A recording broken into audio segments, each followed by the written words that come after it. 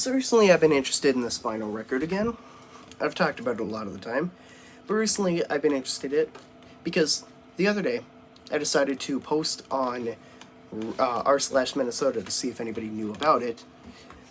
But r/Minnesota is mainly Twin Cities, so I assume nobody would reply to it. Someone actually reached out though and said that they were a relative of one of the band members. Confusing, I know.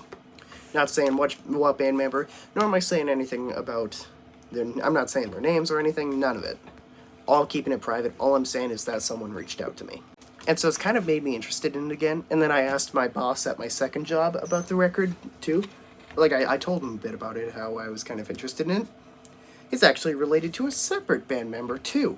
Again, not saying who for privacy reasons. Which was also crazy to find out. And then I also found out that another one of the band members, I found out how they died. They died mysteriously, prematurely. I could not find any information online on how they died, because they died in the 80s. But he actually knew. And I'm not saying why, because that's not public knowledge. I'm only saying stuff about them that is public knowledge, because that's all I really should say. The guy's death, how he died, was not public knowledge, and so I am not saying it here. Even though I've never even said who the guy is, either.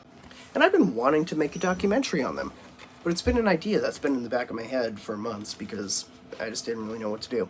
But now that I actually have people to reach out who knew these band members, really, the only ones that out of the people on here, only I think one of them, I don't have anybody to... there's nobody that I know of that I could reach out to who is related to them because they had no kids. But their brother was another band member who I do know people I can reach out to. But if I'm going to create a documentary on them, I need to have some sort of budget, and so I'm thinking of how I could do it. If I were to do it, I'd record it on my phone because my web camera that I have on my hooked up to my laptop right now, is this. It looks horrible. So, yeah.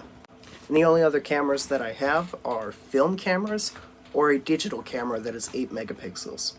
And I really can't afford to get a new digital camera. Plus, I don't really want to, because I love taking photography on film. And I just use this microphone for recording. And then I'd also probably go under a comforter and record it. But if I can get enough support from people around here, I will make a documentary on it, and I will post it to a separate YouTube channel.